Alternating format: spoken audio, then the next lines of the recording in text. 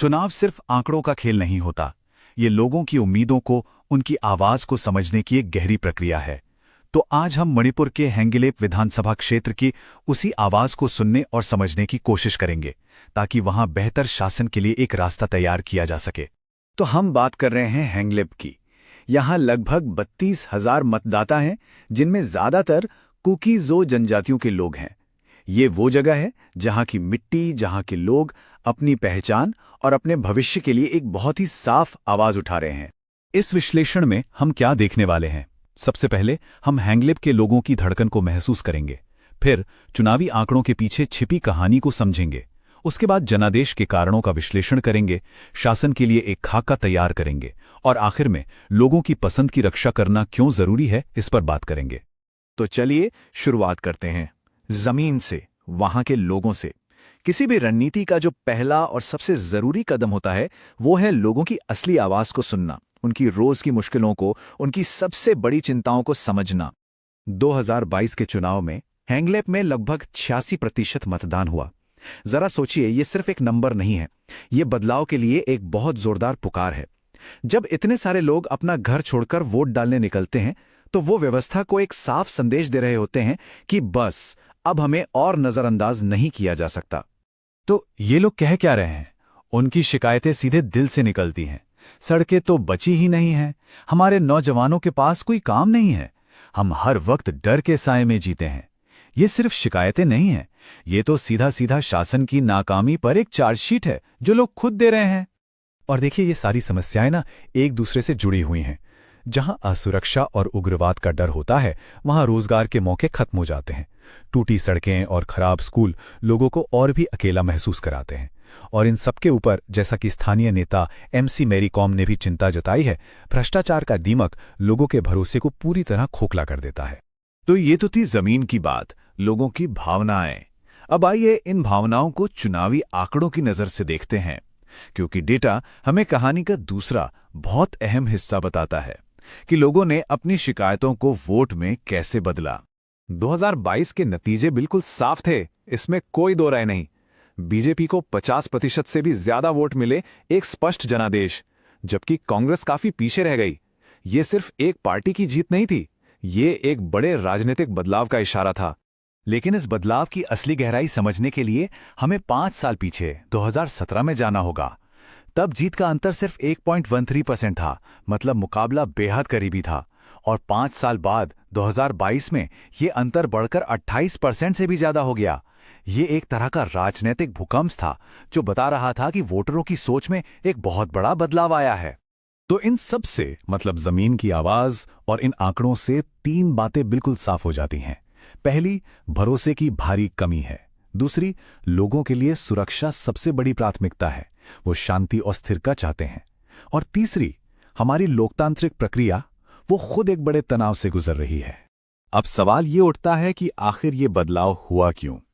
ये सिर्फ एक चुनाव की कहानी नहीं है, हमें उन गहरी सिस्टमिक वजहों को समझना होगा जिन्होंने हेंगलेप की राजनीति को सालों से शक्ल दी है। इतिहास को देखें तो एक पैटर्न नजर आता है। साल 2000 से 2012 तक कांग्रेस का दबदबा रहा। 2017 एक टर्निंग पॉइंट था, एक अहम मोड़, जब बीजेपी ने बहुत कम अंतर से जीत दर्ज की। और 2022 वो साल था जब इस बदलाव पर मोहर लग गई। ये पुरानी वफादारियों के टूटने और एक नई राजनीतिक ताकत के जमने की कहानी है। यहाँ एक राजनीतिक प्रक्रिया को समझना जरूरी है, जिसे हम वोट कंसोलिडेशन या वोटों का ध्रुवीकरण कहते हैं। इसका सीधा सा मतलब है कि जो वोटर पहले अलग अलग पार्टियों और उम्मीदवारों में बटे हुए थे, वे अब किसी एक पार्टी या एक संदेश के पीछे एकजुट हो गए हैं। हेंगलेप में भी यही हुआ। जो कुकी वोट पहले बटावा था, वो एक नए झंडे के नीचे इकट्ठा हो गया।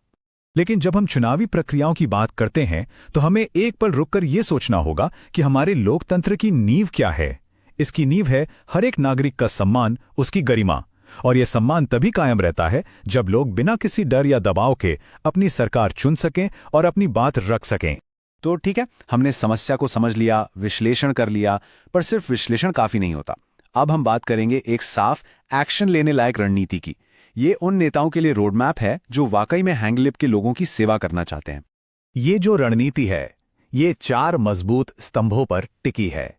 पहला, लोगों का भरोसा दोबारा बनाना। दूसरा, सुरक्षा के मुद्दे को हल करना। तीसरा, सभी समुदायों में एकता कायम करना। और चौथा और सबसे जरूरी, विकास को जमीन पर उतारना। तो ये भरोसा दोबारा कैसे जीता जाए? देखिए, ये हवा में नहीं होता। इसके लिए ठोस कदम उठाने पड़ते हैं। हर गांव में जाकर लोगों की बात सुननी होगी। सड़कों, स्कूलों और अस्पतालों के लिए एक सार्वजनिक विकास का संकल्प लेना होगा। लोगों से उनकी अपनी भाषा जैसे घुंडेन में बात करनी होगी।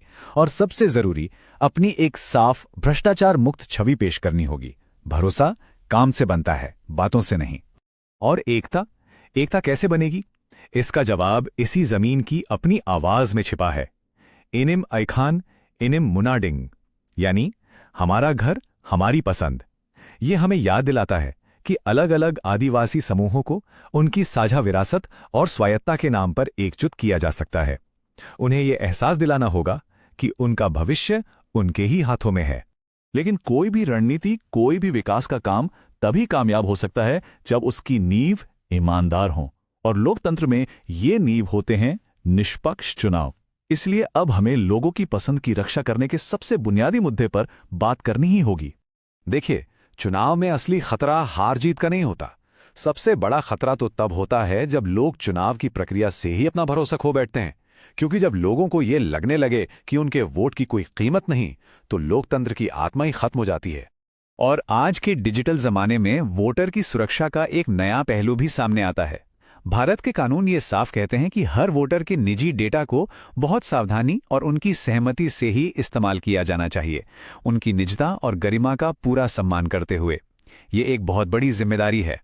तो ये सब हमें एक आखिरी और शायद सबसे बड़े सवाल पर लाकर खड़ा कर देता है। उस चुनाव का असली मकसद ही क्या है, जिसमें लोगों की आवाज को आजादी से सुना ही ना जा सके या सही तरीके से गिना ही ना जा सके? इस सवाल का जवाब हम सबको मिलकर खोजना होगा। यदि आप एक जन केंद्रित नेता बनना चाहते हैं और अपने निर्वाचन क्षेत्र का उत्थान करना चाहते हैं, तो blueprintstrategies.ai से mgr@blueprintstrategies.ai पर संपर्क करें या 08042041602 पर कॉल करें। उद्देश्य राजनीति से परे,